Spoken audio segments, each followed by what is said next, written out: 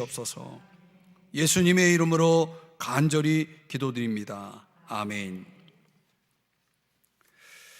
자, 오늘 사탄의 나라에 대한 환상을 함께 묵상해 보고자 합니다.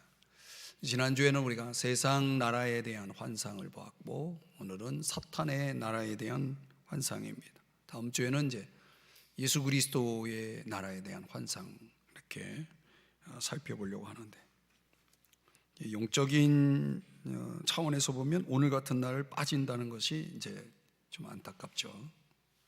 우리가 이런 말씀을 좀 제대로 밝히 알아야 이 마지막 때를 우리가 잘 살아갈 수가 있는데, 어떻든 영적인 싸움이 있었던 것 같습니다.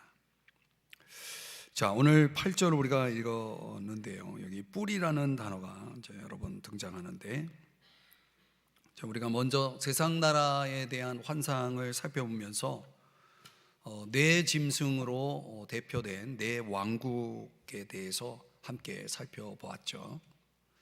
이 네 왕국은 뭐죠? 바벨론, 메데바사, 헬라, 그리고 로마. 이 네 나라는 이미 도래했고, 그리고 우리 편에서 보면 이미 사라졌죠. 그렇죠?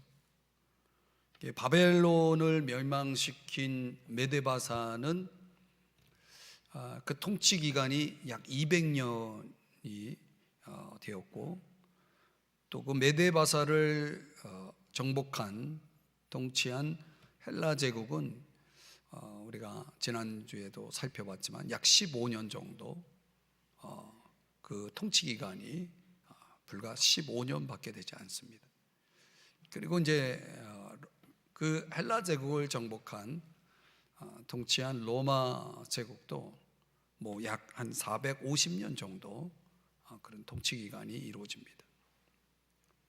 불과 200년, 뭐 적게는 15년, 또 많게는 450년까지 그런 각 왕국이 통치한 기간을 이렇게 다 더해도 불과 몇백 년밖에 되지 않죠. 영원하신 하나님과 비교될 수 없는 아주 짧은 세월, 인간의 그 권력이라는 것, 통치라는 것이 불과 하나님, 영원하신 하나님과 비교한다면 도저히 비교될 수 없는 그런 짧은 세월이었다는 거예요.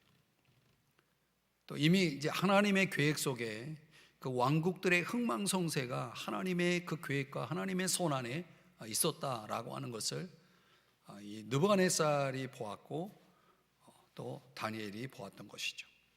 이미 그 나라들이 등장하지 않았던 때에 그 앞날을 볼 수 있었던 것은 하나님이 작정하시고 계획하신 그런 하나님의 계획 속에 하나님의 손 안에 있었기 때문에 그것이 가능한 거죠. 자, 그런데 우리가 오늘 보게 될 12절 말씀에 보면 한번 또 같이 읽어볼까요? 시작. 그 남은 짐승들은 그의 권세를 빼앗겼으나 그 생명은 보존되어 정한 시기가 이르기를 기다리게 되었더라.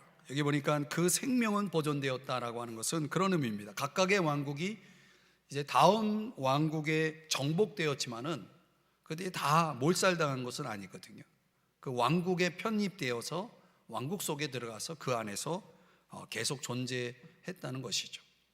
그렇게 이제 다음 왕국이 등장했어도 그 안에 생명이 보존되어서 정한 시기, 하나님이 정한 시기가 이르기를 기다렸다는 것입니다.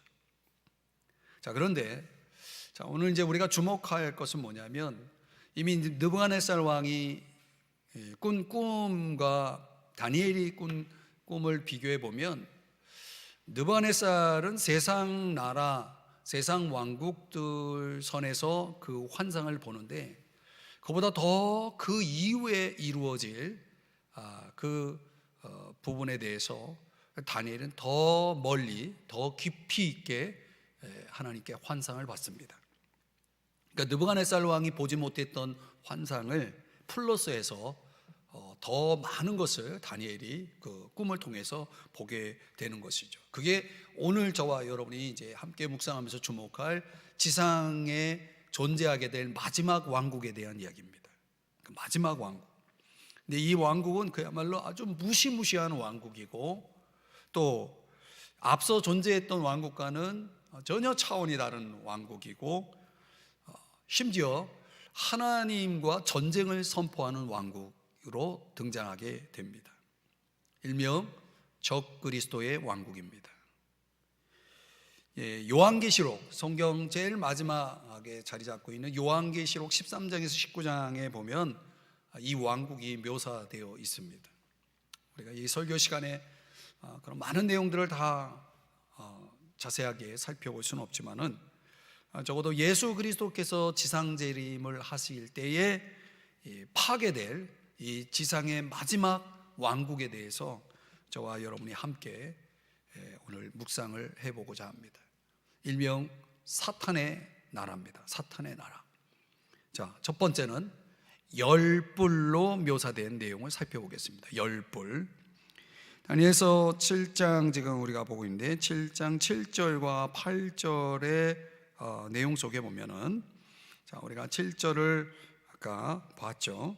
자, 8절 7절 끝부분에 열불이라는 단어 제가 보여드립니다. 또 그리고 8절입니다. 자, 8절 자막의 내용만 같이 함께 읽어보겠습니다. 시작.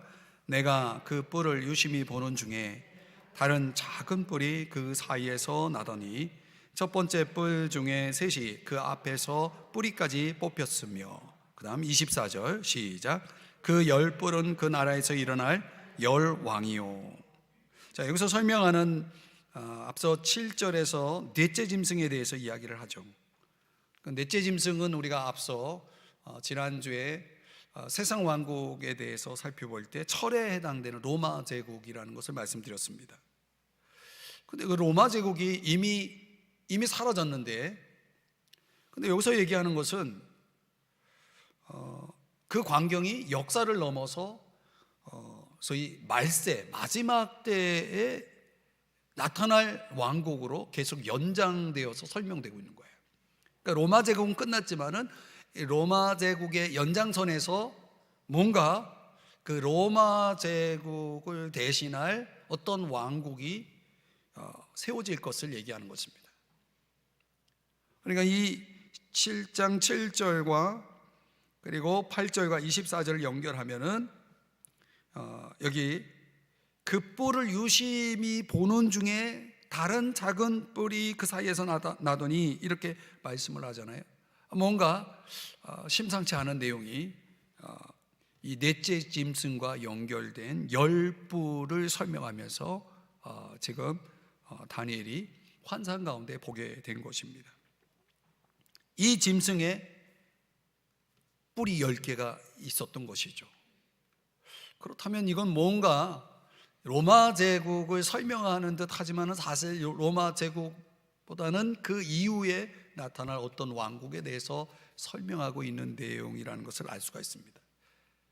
그런데 다니엘이 하나님께 받은 환상의 내용보다 더 깊이 더 자세하게 본 사람이 있는데, 그가 바로 신약 성경의 사도 요한입니다.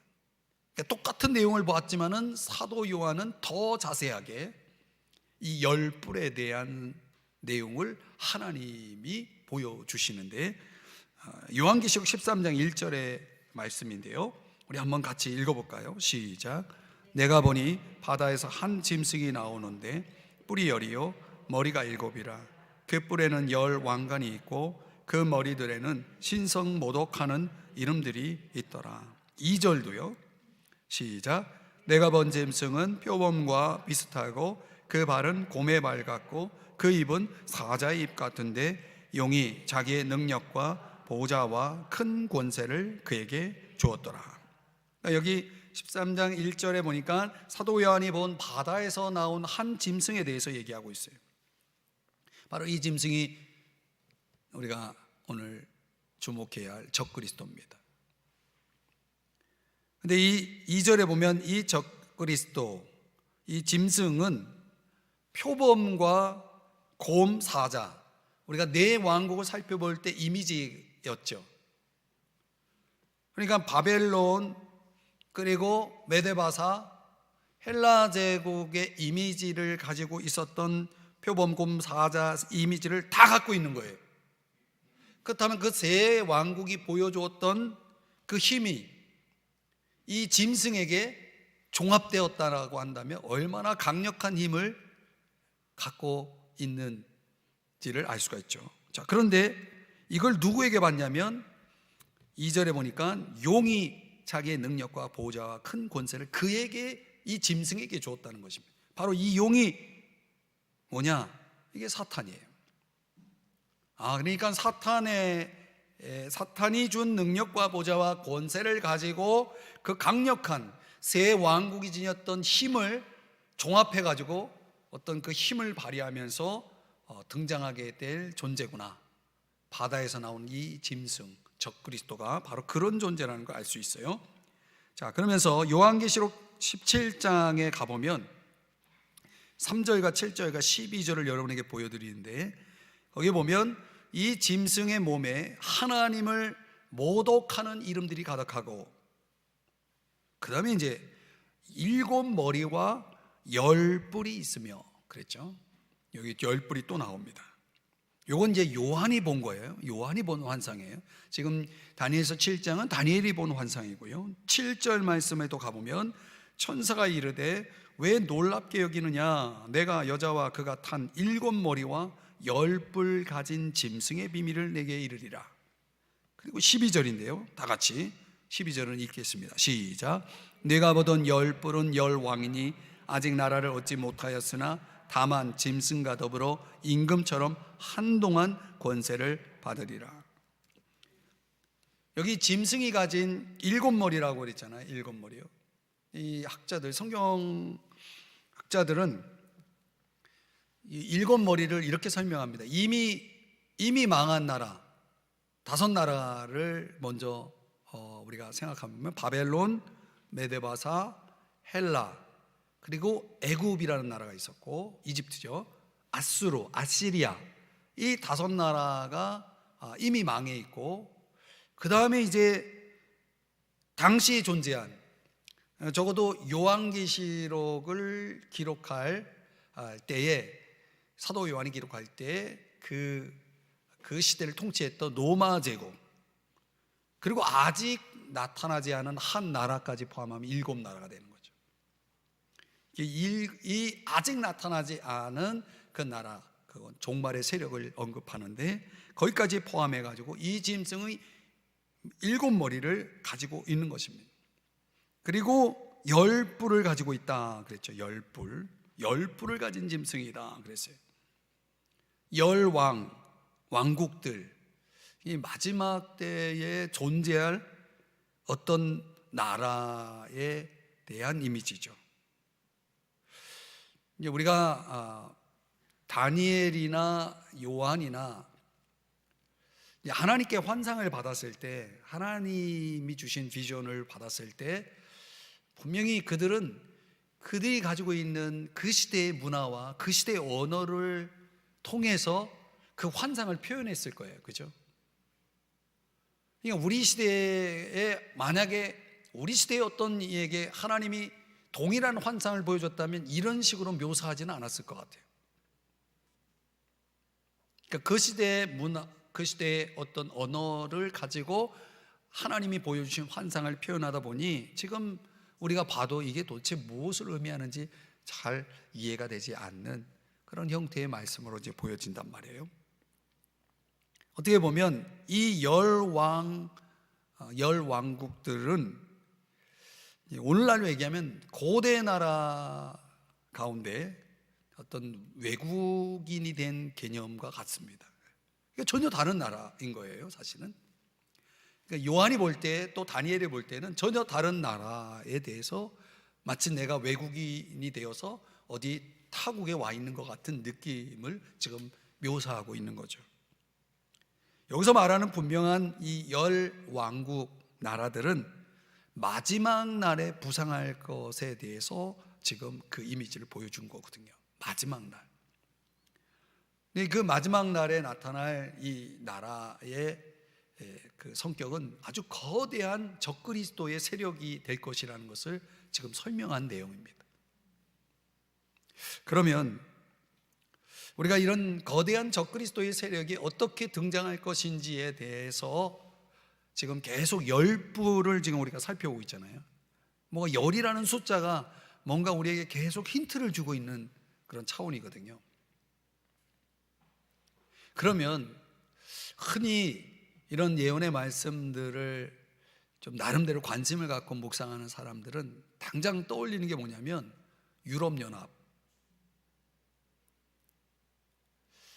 지금 형태, 지금 현재형으로 따지면 유럽연합은 10나라는 아니거든요. 그 이상이거든요.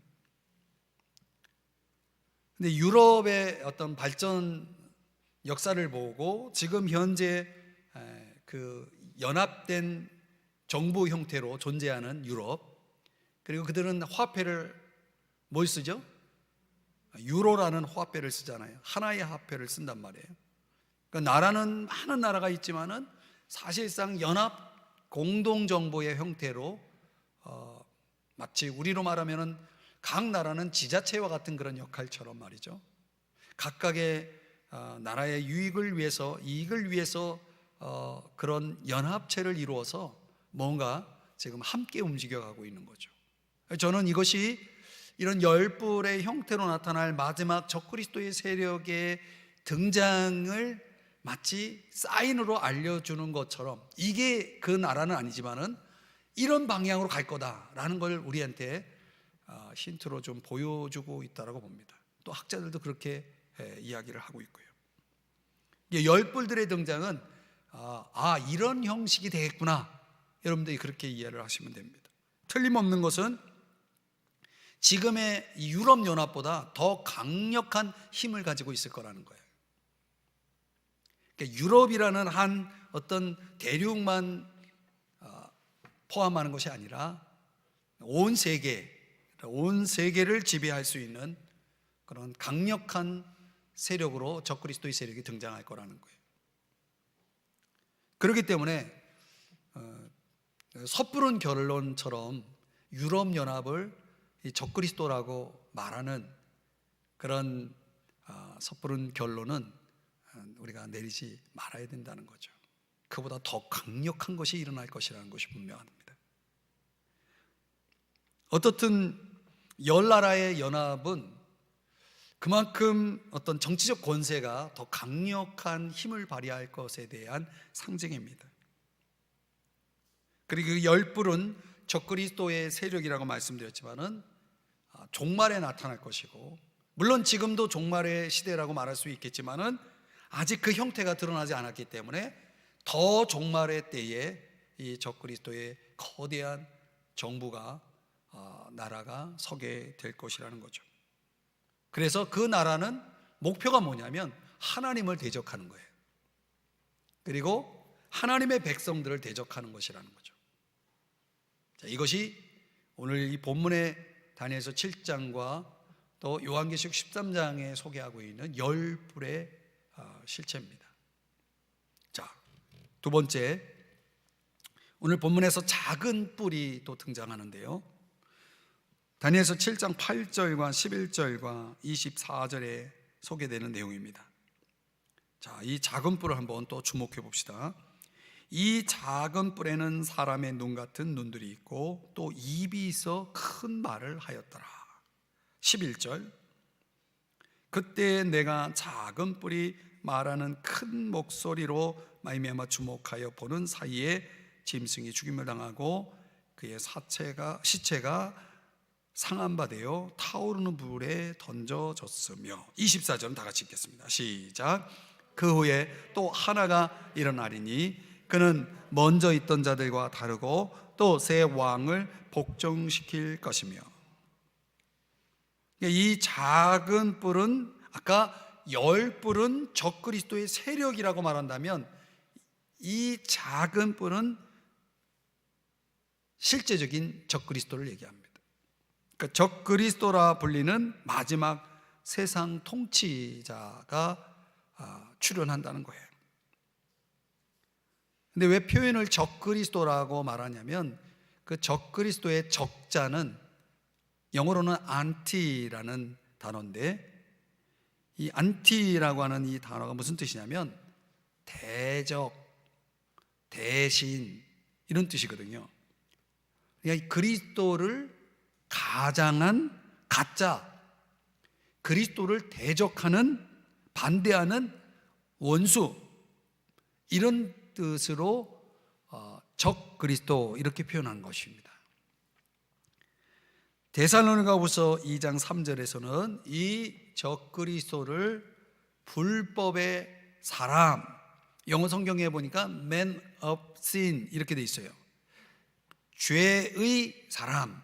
근데 적 그리스도는 어떤 이상한 신비한 어떤 영적인 존재가 아니라 사람이에요. 사람. 적 그리스도는 사람인데 불법의 사람, 성경이 명칭하기를 불법의 사람이다, 죄의 사람이다.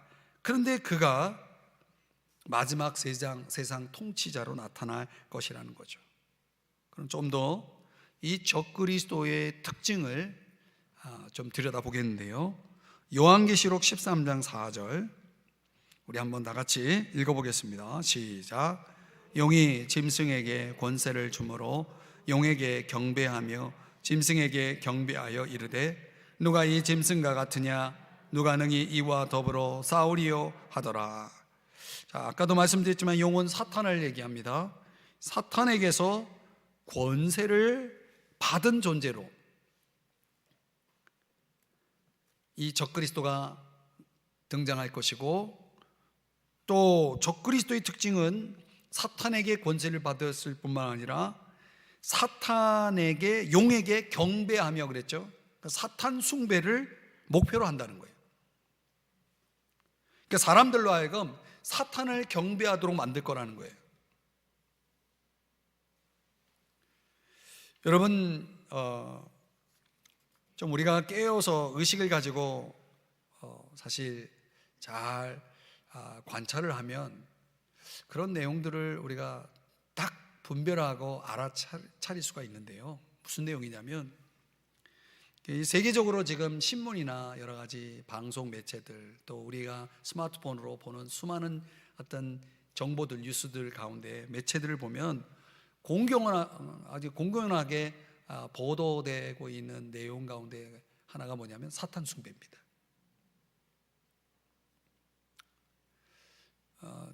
혹시 여러분들이 이제 이 용어를 들어보셨을지 모르겠지만은 이미 이제 오래전에 등장한 용어인데요, 뉴 에이지라고 하는 운동이 있습니다. 뉴 에이지라고 하는 이 무브먼트가 여러 문화나 어떤 특별히 예술 계통에, 또 심지어 이제 음악이죠. 뉴 에이지 음악이라는 것이 장르가 있습니다. 그런 것들은 어떤 힘을 미끼로 해가지고 결국 사람들을 끌어들이는데요, 그 힘에는 재물, 어떤 경제적인 힘, 또 여러분들이 이제 그런 거에 조금 무감각할 수도 있는데요, 미래를 예측하는 힘. 요즘 이제 젊은이들 문화 속에 자꾸 이렇게 우리가 흔히 이제 옛날 같으면 점집을 찾아다닌다고 한다면은 지금은 그렇게 유치하게 점집을 차려놓고 사람들을 기다리지 않거든요. 요즘은 AI를 동원하고 아주 첨단화 돼가지고 미래를 예측하는 어떤 그런 힘들을 가지고 그걸 이용해가지고 사람들을 끌어들이는 사람들이 있습니다. 이게 이제 일종의 뉴에이지 운동의 이렇게 일환으로 그런 것들이 공공연하게 이렇게 쭉 사람들에게 보편적으로 이렇게 전파되고 있는 것들이죠. 또 어떤 경우에는 어떤 다른 사람들을 굴복시킬 수 있는 어떤 그런 차원의 힘을 준다고 하면서 결국은 이 모든 것들이 이제 사탄을 숭배하도록 이끄는 것이죠. 여러분들 이제 불교계에 아주 유명한 스님이 한 분 있었죠. 아주 오래됐는데 벌써 시간이 많이 지났죠. 1993년인가요? 1993년 11월에 아주 불교계에서는 큰 그들이 말하는 별이 세상을 떠났죠. 누구죠? 뭐 여러분 몰라도 괜찮아요. 성철 스님이라고 들어보셨죠? 근데 이제 불교계에서는 뭐 엄청난 그 사건이었죠. 그러나 이제 그 당시만 해도 그 스님이 이제 여러 조계종 사찰에서 그가 이제 우리로 말하면 설교한 내용들, 그런 내용들이 이제 각 신문을 통해서 이렇게 보도되고 알려진 그런 내용들이 많이 있습니다. 그래서 제가 그때 당시만 해도 굉장히 충격적으로 보게 된 기사가 뭐였냐면, 그 성철 스님이 죽기 전에 꽤 어떻게 보면 죽음을 예측했는지 모르겠지만은 얼마 되지 않았는지 죽었거든요. 그 조계종에서 그 법사라고 해야 되나요? 그런 것들을 이제 하면서 거기 내용에 의하면 그가 노골적으로 이런 이야기를 전했습니다. 물속에서 물을 찾는다. 사탄이여 어서 오시옵소서. 나는 당신을 존경하며 예배합니다. 이런 내용이에요. 여러분들이 굳이 다 읽어드릴 필요 없죠. 그러니까 자신이 사탄을 숭배한 자로서 지금까지 그렇게 해왔다라고 하는 것을 밝히는 내용이거든요. 근데 사실 불교계에서는 이런 것들을 가리죠 다. 그러나 이제 여러 신문에 보도된 내용이기 때문에 그 당시에는 이제 동아일보와 조선일보에서 보도된 내용들이죠. 어쨌든 그런 내용들이 이렇게 설파되면서 이제 불교계에서는 그런 것들을 이제 어떻게 보면 덮어버리려고 말을 애니 썼지만은, 제가 당시에 그 무렵에 이제 제가 참 그 기사를 복사를 해가지고 전도하러 다닐 때 불교 사람들, 불교 신자들 만날 때 그 기사를 제가 사용했던 경험이 있습니다. 어떻든 사탄을 숭배한다는 것이 타 종교나 또는 어떤 뉴에이지 운동과 같은 그런 운동의 차원에서 일하는 그런 사람들에 의해서 그런 것들이 계속 전 세계적으로 퍼져 나가고 있는 것은 사실입니다. 우리가 알게 모르게 그런 부분들을 감지하지 못하고 있기 때문에 우리가 이런 것들에 대해서 그런 거 있었나 할지 모르겠지만은, 사실 이런 거에 민감한 사람들은 이제 보면은 알거든요. 들어보면 알거든요. 그러니까 끊임없이 힘을 구하는 인간의 욕망을 자극하는 차원에서 그 세력 뒤에는 항상 사탄이 역사하고 있다는 사실을 우리가 경계해야 됩니다. 결국은 마지막 때에 가면 사람들은 다 이 땅에 사는 자들이 사탄을 숭배하는 쪽으로, 적그리스도를 숭배하는 쪽으로 갈 것이라고 하는 것을 이미 성경이 말씀하고 있는 거예요. 요한계시록 13장 8절의 말씀에 보면, 자, 이 말씀 한번 같이 읽어볼까요? 시작. 죽임을 당한 어린 양의 생명책에 창세 이후로 이름이 기록되지 못하고 이 땅에 사는 자들은 다 그 짐승에게 경배하리라. 틀림없이 사람들은 이 힘을 추구하면서 그들은 의식할지 의식하지 못할지 모르지만은 사탄에게 경배하든지 거기서 끝나지 않고 짐승인 적그리스도에게도 경배하게 될 것을 말씀하고 있다는 거죠.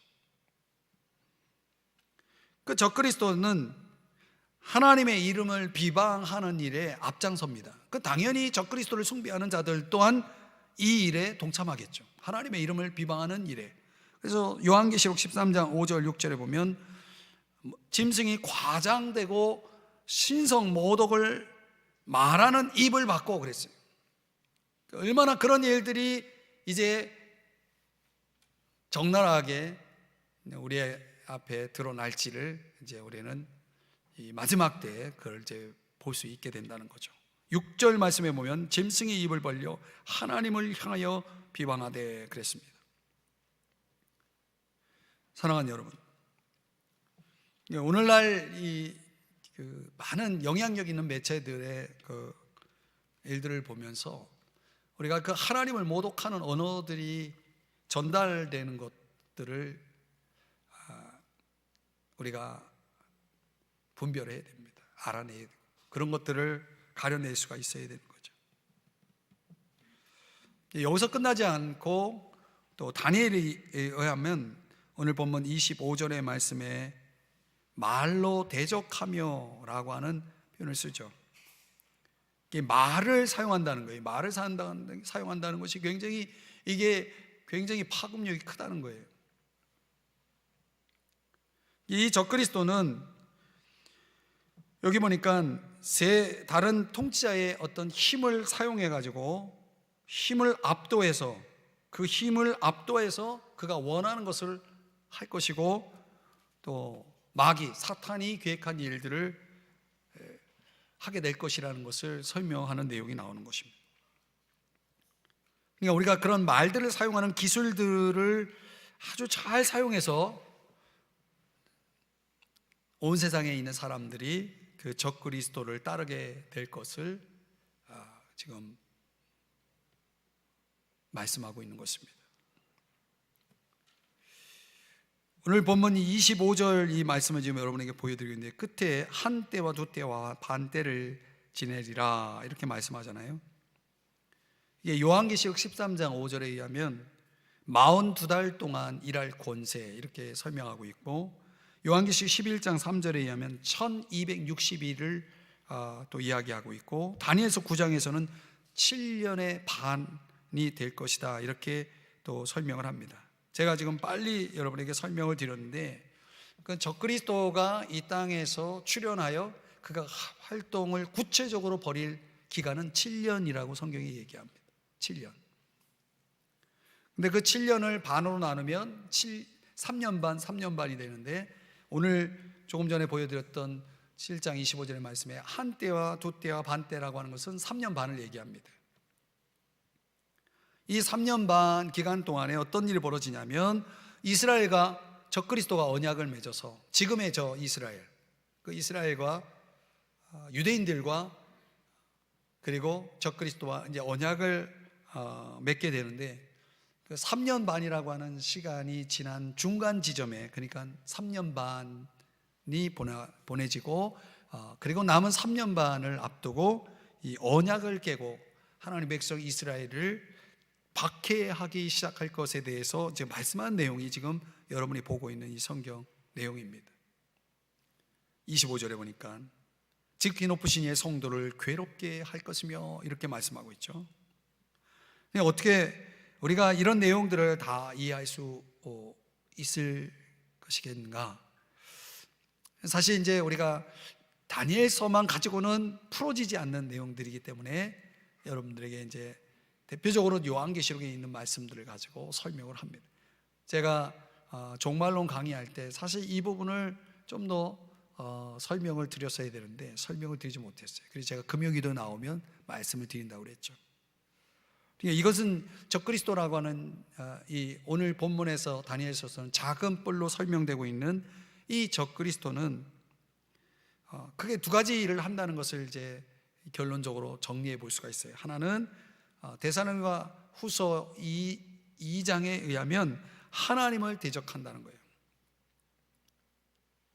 먼저 하나님을 향해서는 대적할 것이고 두 번째는 이 불신 세상에서 자기가 신의 역할을 할 것이라는 거예요.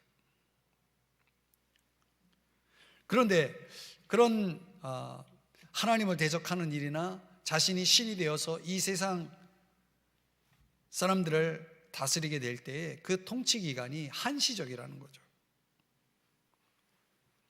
그 한시적인 통치 기간 동안에 그는 종교적으로, 경제적으로, 정치적으로 이 땅을 지배하게 될 것이다 라고 하는 것입니다.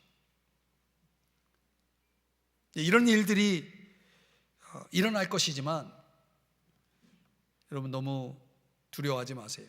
걱정하지 마세요. 다니엘서에 보면은 7장 26절에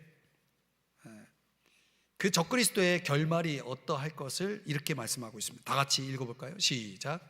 그러나 심판이 시작되면 그는 권세를 빼앗기고 완전히 멸망할 것이요.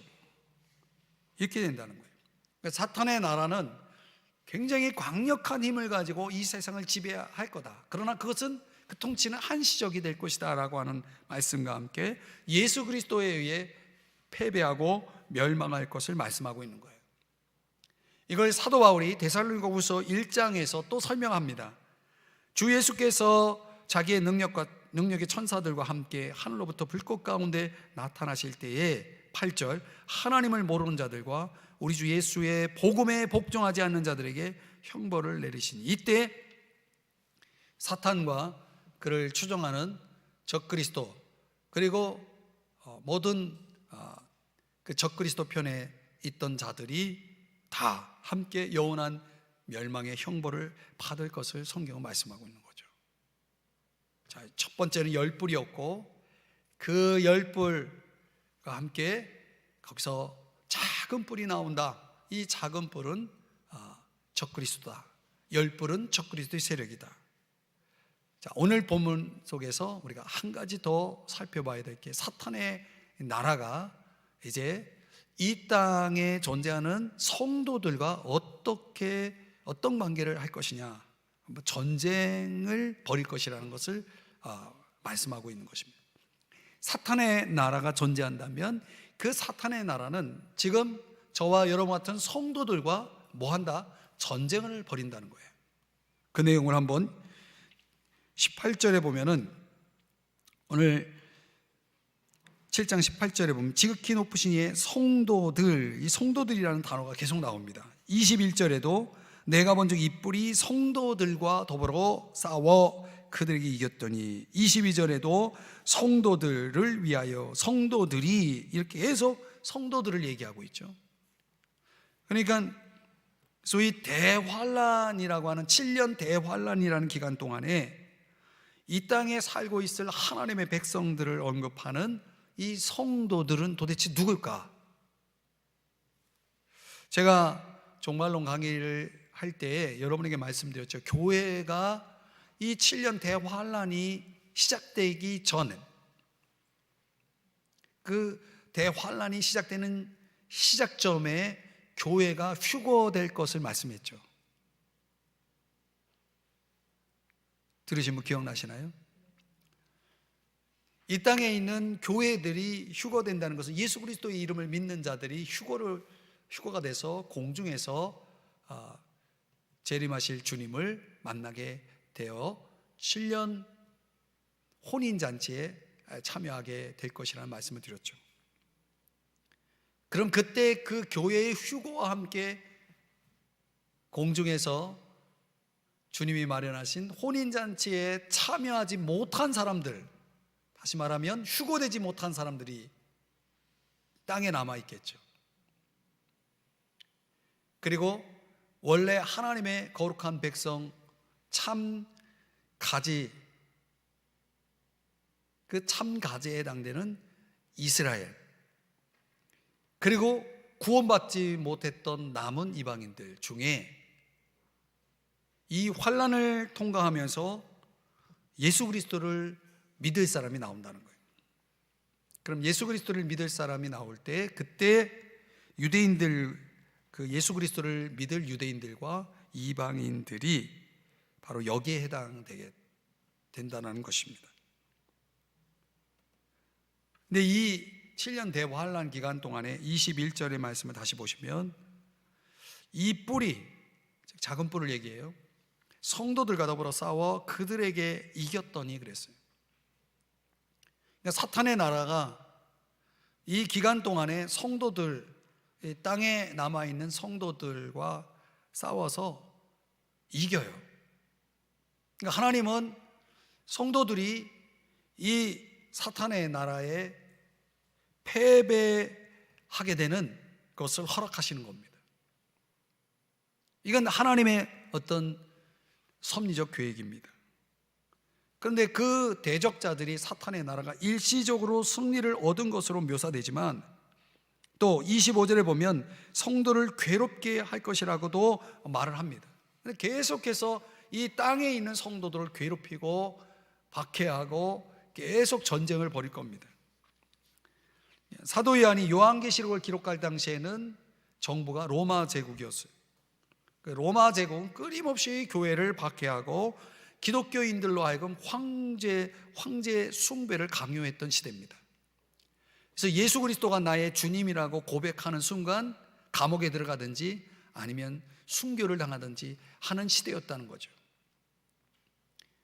이게 사도 요한은 그런 그림을 연상했을 거예요. 마지막 날에 종말의 때에 적그리스도가 믿는 자들을 그렇게 괴롭힐 거다. 예수 그리스도를 믿는, 예수 그리스도가 나의 주님이라고 믿는 그 성도들을 이 로마 제국이 지금의 이 교회를 괴롭히는 것처럼 그렇게 괴롭히고 핍박할 것이라고 하는 그 그림을 보여주는 것입니다. 그래서 이 다니엘서가 또 요한계시록이 당시 초대교회에는 큰 용기와 힘을 주었던 것이죠. 오늘날도 마찬가지고. 그래서 사도 요한은 요한계시록 13장 9절 10절에서 다음과 같은 중요한 메시지를 우리에게 던져주는 겁니다. 다 같이 두 구절을 읽습니다. 시작. 누구든지 귀가 있거든 들을지어다. 사로잡힐 자는 사로잡혀 갈 것이요 칼에 죽을 자는 마땅히 칼에 죽을 것이니 성도들의 인내와 믿음이 여기 있느니라. 아멘.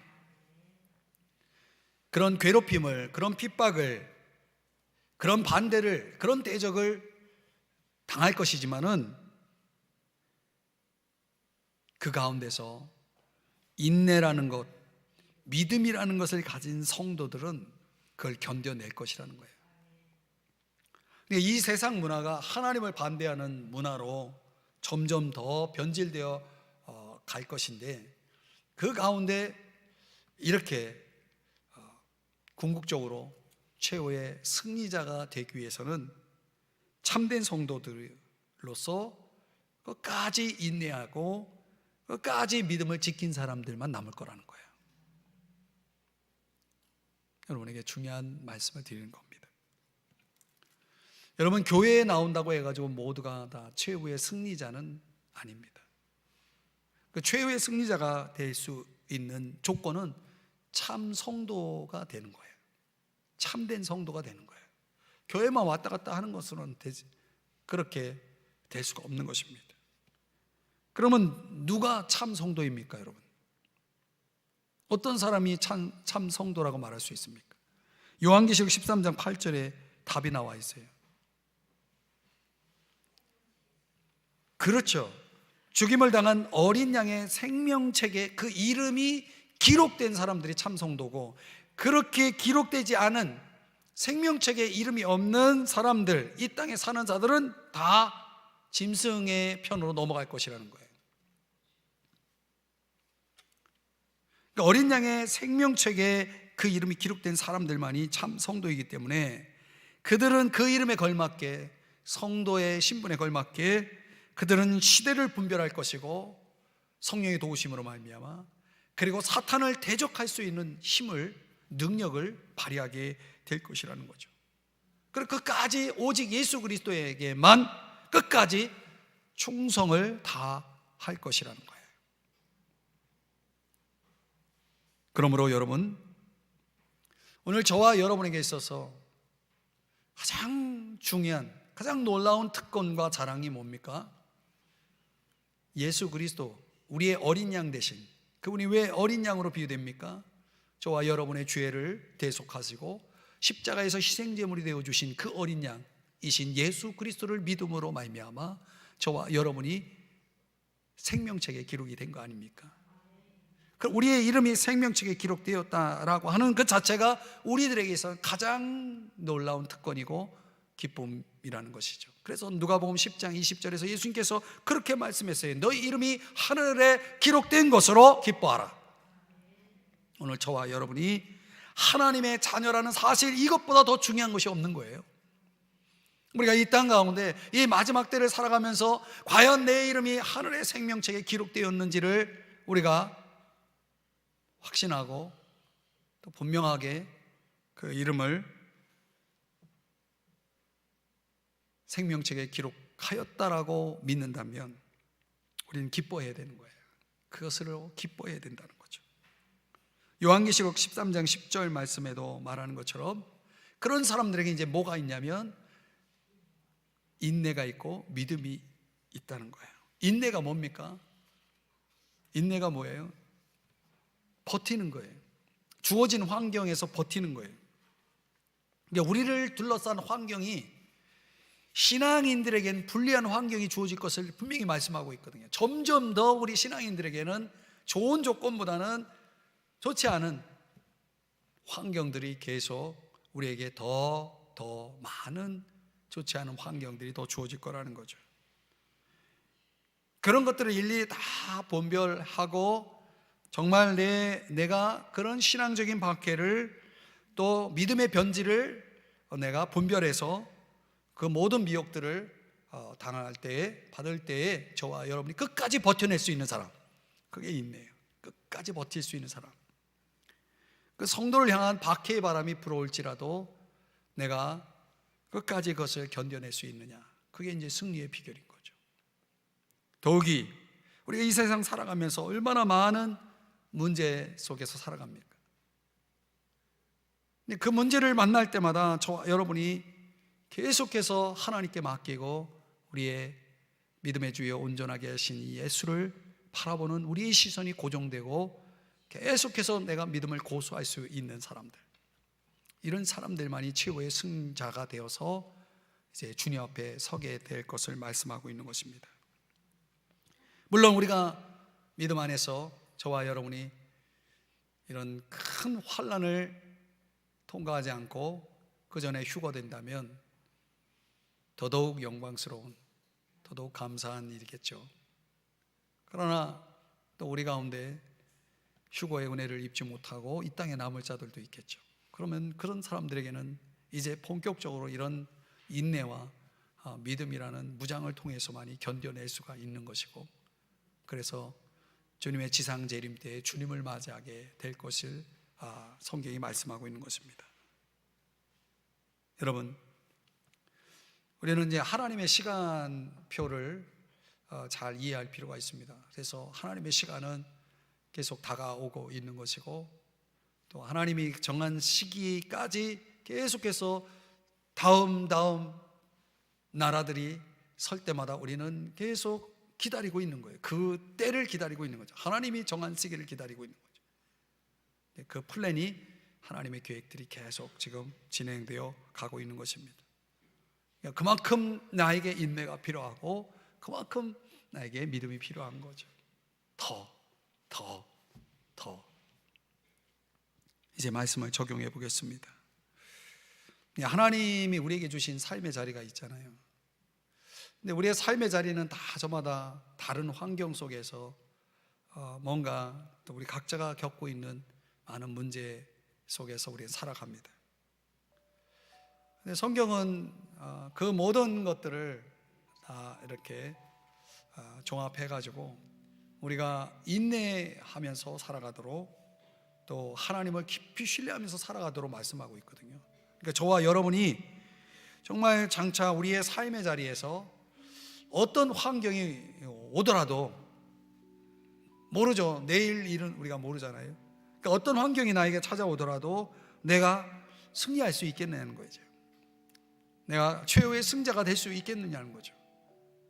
그러기 위해서 우리에게 두 가지 중요한, 우리가 견지해야 될 두 가지 중요한 자세를 우리 성경이 요한계시록 사도 요한이 본 환상의 말씀을 통해서 저와 여러분에게 두 가지 키워드를 우리에게 제시해 줬어요. 하나는 인내고 또 하나는 믿음입니다. 이게 절대적으로 우리에게 있어야만이 저와 여러분이 살아남을 수가 있는 거죠.